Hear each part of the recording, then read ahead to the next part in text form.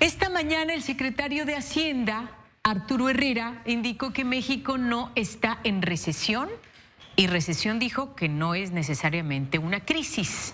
Bueno, ha habido algunas reacciones en torno a esto, por eso decidimos llamarle al presidente de la Comisión de Hacienda en el Senado, Alejandro Armenta, y nos toma la comunicación. Alejandro, muchas gracias, senador. Buenas tardes. Buenas tardes, Tania. Gracias por esta oportunidad a Milenio Noticias. En efecto, no está en recesión porque este es un arranque de sexenio inédito.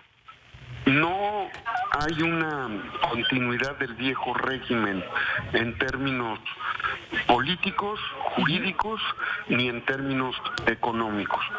El presidente ha cuidado, y por eso el nombramiento de Arturo Herrera, que es un hombre que estaba en la Secretaría de Hacienda, que conoce el proceso, dio a conocer una serie de elementos para agilizar la liberación de recursos y evitar el subejercicio. Incluso ha planteado la necesidad desde ahora de iniciar los procesos de licitación para las inversiones del 2020. Eso sería inédito que se pudiera desde un año antes desahogar los procesos de licitación y evitar el subejercicio. El presupuesto del próximo año, como motor fundamental de la economía en nuestro país, va a ser un presupuesto que consolide la estrategia económica del presidente Andrés Manuel. Pero hay datos muy importantes, demoledores, para decir con claridad que no hay recesión.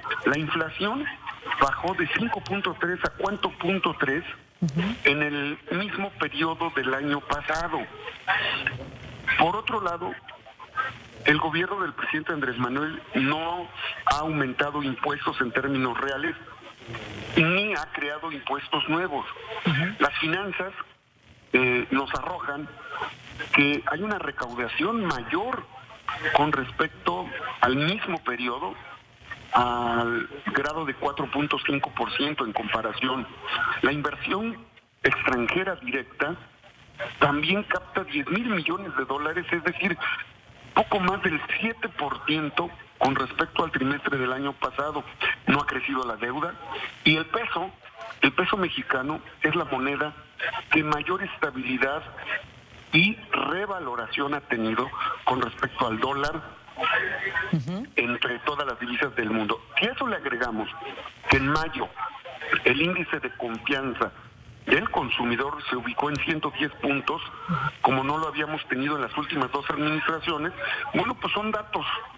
Si a eso le agregas el combate a la corrupción, el que no habrá esos privilegios que tenía la figura presidencial para condonar, regalar más de 270,000 millones de pesos a un pequeño grupo de empresas. De eso le agregas que estamos por aprobar la ley contra empresas fantasmas que hicieron un hoyo financiero de más de 1.6 billones de pesos entre el 2014 y el 2019.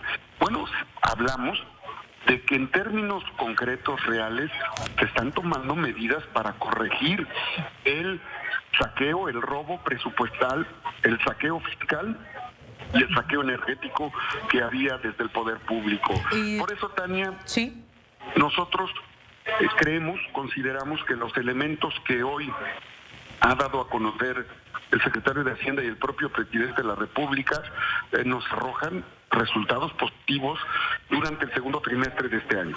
Sin embargo, mencionó que sí existe una desaceleración, no recesión, pero una desaceleración. ¿Esto qué significa, senador? Porque habla de un crecimiento económico de México muy lento. ¿O cómo lo ve usted? Sí, ese tema tiene que ver con las proyecciones macroeconómicas y tiene que ver con la economía mundial. México no es una isla y la recesión mundial Hay que ver cuáles son las tasas de crecimiento de países emergentes y hay que ver cuáles son las tasas de crecimiento de los países de la OCDE, OSD, y hay que ver también cuál es el comportamiento del crecimiento que está teniendo Estados Unidos, China, otros países. De tal suerte que, en términos generales, los aspectos internos, endógenos, en materia de economía política, son, si no excelentes, por lo menos son mejores con respecto al mismo periodo de análisis del año pasado. Ahora, hoy el INEGI dio a conocer un dato que calificó como positivo, que hubo un aumento en el PIB de México, avanzó en el segundo trimestre de este 2019. Pero me llama la atención es que si hubo un avance en el PIB, entonces ¿cómo continuamos con este problema de desaceleración? Es decir, un crecimiento lento todavía. Estos factores externos que menciona, senador, siguen siendo muy determinantes para que nuestra economía pues no avance tan rápido. La economía de México no está ajena a los vaivenes de la economía internacional. Hacia adentro, México va tomando medidas que el gobierno de la República atiende con claridad para tener un mayor ingreso, para tener desarrollo con crecimiento, no crecimiento sin desarrollo. Y en esa lógica, Tania, hay que entender que la estrategia económica de Estados Unidos, la lucha comercial con China, los sucesos económicos de Brasil, de Chile, Argentina, las economías de Medio Oriente y el potencial económico de economías como Japón, China y el Lejano Oriente juegan un papel global muy importante, de tal suerte que el lento crecimiento económico global obedece a todo el proceso internacional del desarrollo económico. México tiene estabilidad, México está enfrentando con acierto, pero sobre todo algo que en el corto y mediano plazo va a ser fundamental.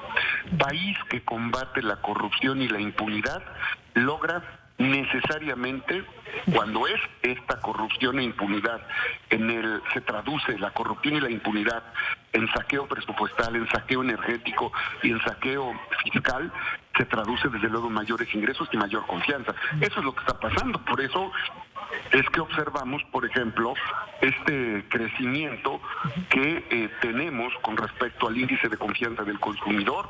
Los ciudadanos están viendo que el gobierno está combatiendo la impunidad y que el presidente Andrés Manuel está combatiendo la evasión fiscal, no de los micro, pequeños, medianos y grandes empresarios, sino de aquellos pequeños grupos poderosos que en su gran mayoría son empresas transnacionales. También valdría la pena comentar que las exportaciones en nuestro país, las exportaciones que en términos de la balanza comercial es un tema central, llegaron a más de 4,000 millones de dólares con un crecimiento del 9%, casi el 10% en mayo con respecto al año anterior. Esto nos da indicadores importantes. Otro indicador que es importante, aunque pudiera entenderse como un indicador volátil, el hecho de que la bolsa de valores haya tenido un aumento en sus ganancias del 3% en lo que va de esta administración, pues se habla de indicadores consistentes.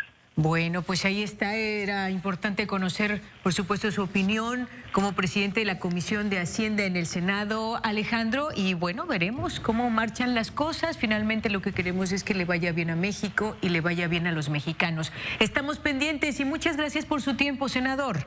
Al contrario, Tania, permíteme informar a tu audiencia brevemente que estoy en las redes sociales, en el Face, en Alejandro Armenta, ahí estoy en el Facebook, en Instagram y en Telegram, en @Armenta conmigo. Toda esta información la compartimos con la audiencia desde la Comisión de Hacienda y la Comisión Bicameral de Disciplina Financiera en Estados Unidos, que presido. Estoy a tus órdenes, Tania, a las órdenes de Milenio. Muchas gracias. Igualmente, muchas gracias al senador Alejandro Armenta.